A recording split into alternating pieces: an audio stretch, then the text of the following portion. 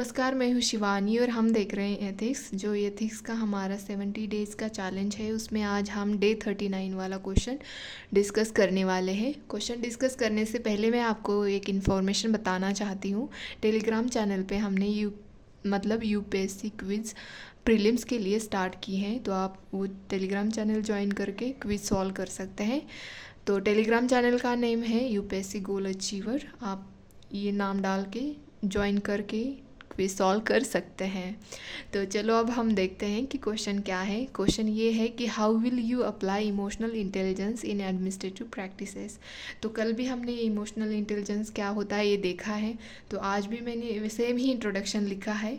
तो आपने शायद पढ़ा ही होगा, फिर भी मैं यहाँ पे बताती हूँ कि emotional intelligence is the ability to recognise, understand and manage one's own emotions as well as emotions of others. Its interlinked components including self-awareness, self-regulation, empathy, motivation and social skills. तो ये हमने इंट्रोडक्शन देखा है यहाँ पे कि emotional intelligence जो होते हैं वो किसी इंडिविजुअल के वो खुद के इमोशन को जानता है, समझता है, उसको मैनेज कर सकता है, तो वो दूसरों के भी इमोशन को जान पाएगा, पहचान पाएगा, अंडरस्टैंड करेगा और मैनेज करने में हेल्प कर देगा। तो कैसे हेल्प करेगा, ये कंपोनेंट्स है, इसे self awareness, self regulation, empathy, motivation, social skill के थ्रू हम कर सकते हैं। तो यहाँ पे मैंने नीचे लिखा है कि इमोशनल इंटेलिजेंस इन एडमिनिस्ट्रेटिव प्रैक्टिसेस कैसे अप्लाई करना है इनको। तो मैंने यहाँ पे लिखा है फर्स्ट में, emotional intelligence enables a leader to understand his personal strength to further work of achieving organisational goals.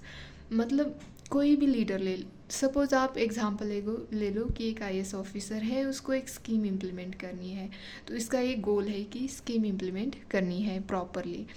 तो वो उसको पता है कि उसकी स्ट्रेंथ क्या है, उसकी वीकनेसेस क्या है, वो खुद के इमोशंस को जानता है, पहचानता है, उनको मैनेज कर सकता है, तो वो अच्छे से उसको इम्प्लीमेंट कर पाएगा।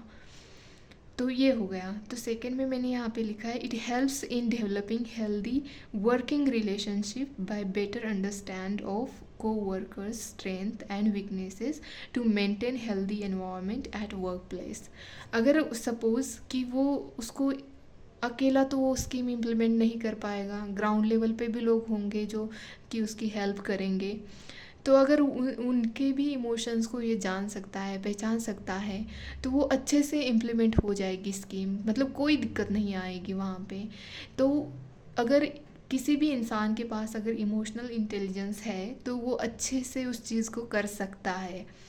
तो थर्ड मैंने यहाँ पे लिखा है कि it also helps an administrator to persuade, convince and impact others in order to get them to support। अगर सपोज़ कि कोई वो ही स्कीम इम्प्लीमेंट कर रहा है ऑफिसर, बट जो वो लोग होते हैं जिनको जिस डॉक्यूमेंट की रिक्वायरमेंट बताई थी वो वही नहीं लेके आ रहे थे, कुछ और भी, लोगों को समझ में ही नहीं आता है। कभी कभी हम बोलते हैं ना कि आधार की ज़रूरत है, आधार लिंक की ज़रूरत है, लेकिन कुछ लोगों को ऐसे होता है ना जो इलिटरेट होते हैं, उनको समझ में नहीं आता है, तो वो काफ़ी परेशान होते हैं। तो तब वो एडमिनिस्ट्रेटर को अच्छे से उसको पता होता है कि मेरे इमोशंस को कैसे मैनेज करना है। भले ही सामने वाला उसको इरिटेट कर रहा है, लेकिन उसको पता होना चाहिए कि उसको, अगर वो उसके पास इमोशनल इंटेलिजेंस है तो वो अच्छे से मैनेज कर सकेगा और वो लोगों को कन्विंस कर पाएगा, समझा पाएगा कि कैसे आपको कैसे आधार लिंक करना चाहिए, आपका नंबर आधार से कैसे कनेक्ट करना चाहिए, और फिर आप इस जो स्कीम है जो भी उसकी आप लाभ उठा सकते हो। तो ये देखा हमने। तो यहाँ पे हम देखेंगे, होप की स्क्रीन में आ रहा हो। तो फिर यहाँ पे मैंने चार्ट एक ये डायग्राम निकाली है, how to apply emotional intelligence. देखो पहले तो यहाँ पे हमें जानना चाहिए, फिर इमोशन को जानना चाहिए, फिर उस इमोशंस को मैनेज करना चाहिए। तो मैंने यही लिखा है कि know and manage emotions of team. अगर आप टीम वर्क कर रहे हो तो आपकी टीम के इमोशंस को जानना चाहिए आपको और फिर मैनेज करना चाहिए। सेकंड यहाँ पे लिखा है कि training of team members so that they can apply emotional intelligence, मतलब ट्रेनिंग की ज़रूरत होती है उनको। फिर empathies with public to understand service delivery, मतलब उनको दूसरों की भावना भी, मतलब अगर वो जानेंगे तभी तो जाके वो सर्विस डिलीवर कर पाएंगे अच्छे से। तो यहाँ पे लिखा है मैंने fourth interpersonal communications, constructive feedback etcetera, मतलब अगर एक दूसरे से कम्युनिकेशन करेंगे तो उनको अच्छा वाला फीडबैक मिलेगा, कंस्ट्रक्टिव फीडबैक मिलेगा, ताकि वो जो स्कीम जो भी है वो प्रॉपर इम्प्लीमेंट कर सकेंगे। तो फोर्थ यहाँ पे लिखा है मैंने as a team leader it will empathise with public at large to build responsive service delivery grievances and redressal etc, मतलब जो भी लोगों की प्रॉब्लम्स होती हैं, जो भी उनकी कंसर्न्स होती हैं, उसको आप अच्छे से कर पाएंगे। तो लास्ट में यहाँ पे मैंने कंक्लूड कर दिया, by applying emotional intelligence in their administrative practices can improve efficiency, transparency and work environment.